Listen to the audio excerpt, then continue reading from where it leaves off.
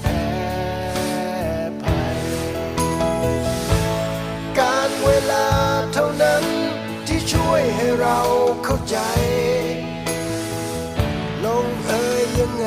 ก็คงจะรู้เองอย่างน้อยสิ่งที่เรานั้นทำลงไปไม่คิดอะไร